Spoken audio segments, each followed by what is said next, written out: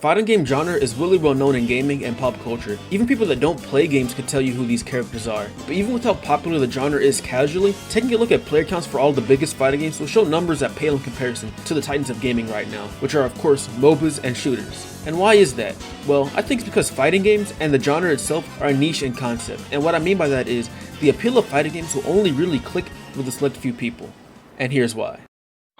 As we all know, fighting games are 1v1 battles, and that I think is where one of the main deterrents for people interested in the genre come from. Most other multiplayer games on the market are team-based games, so the act of winning, but more importantly losing, isn't solely the responsibility of just one person. If you lose in a game like League of Legends or Overwatch, you can always blame the brunt of the loss on your teammates. You know, they weren't pushing in hard enough, they lack mechanical skills, etc, etc. With fighting games, you can't really shift the blame onto anyone else because the games are 1v1s. So winning and losing is entirely up to your skill level, and I think that can be very intimidating and frustrating for new players trying to get into the genre. Especially for well-established series like Tekken or Street Fighter, where veteran players have been playing for literal decades and the skill gap at first seems to be extremely insurmountable. This can lead to the game itself being blamed for their loss. Think of it this way, what's an easier pill to swallow? The fact that you're bad at the game, or the game is not well designed? No one likes losing all the time, and for a lot of new players, they either don't think they'll ever get good enough to win games, or they don't think it's worth their time to learn all the mechanics. In either scenario, they end up dropping the game unfortunately.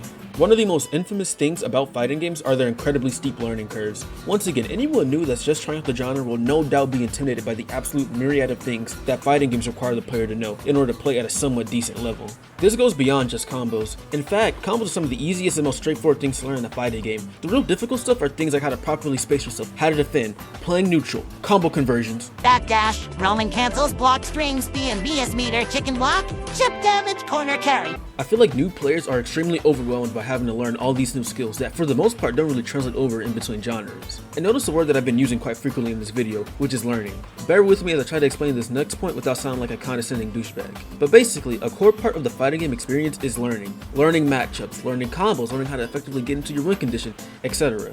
People want games that are super pick up and play, and unfortunately for them, fighting games just aren't that type of game where you can do that. Fighting games require quite a bit of effort on the player's part to find enjoyment in them, and that's not necessarily a bad thing. I and many other people find the act of learning and improving through gaining knowledge to be extremely fun and satisfying. However, I also realize that a lot of people in the gaming landscape don't find that fun. That's why games like COD are so popular. There isn't really much to learn in a game like that. You just load into a match and go ham. Fighting games require the player to dedicate a little bit of time to learn the mechanics and how everything works, which isn't the norm in most games. Editor's note here. I feel like I need to add a little bit of context to this. I'm not saying that there's no other game that requires, learning the mechanics and taking a deep dive into it, because games like League of Legends exist and that game is, pretty deep.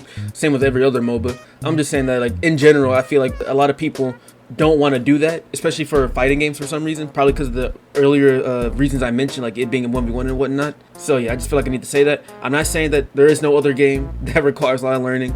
I'm just saying that fighting games run into the problem where people don't want to learn, if that makes any sense. Okay, editor's note over. Also subscribe. But to sum up this little tangent and the core idea of this paragraph, fighting games have incredibly steep learning curves and they ask a lot from the player, which in turn turns off a lot of people from playing any further. If there's one thing that really turns people off of fighting games, it's the controls. More specifically, motion inputs. People cannot for the life of them tolerate motion inputs. Many people nowadays see them as an archaic and gatekeeping mechanic that only a select few can do. While I and many others completely disagree with this notion, look at the comment section of any video discussing motion inputs and you'll see a huge wave of people citing them as one of the main reasons they'll never even enjoy fighting games. Motion inputs are also yet another skill set that doesn't really translate well between genres, besides a few exceptions. So in summary, fighting games as a concept are inherently niche. The focus on 1v1 gameplay, the huge learning curves, and the controls all contribute to making this genre one that I don't think will ever grab a huge audience of consistent players like it did back in the day, despite the efforts of the developers to make the games easier to grasp. But that topic is a video for another day. Anyway, thank you guys for watching, and take care.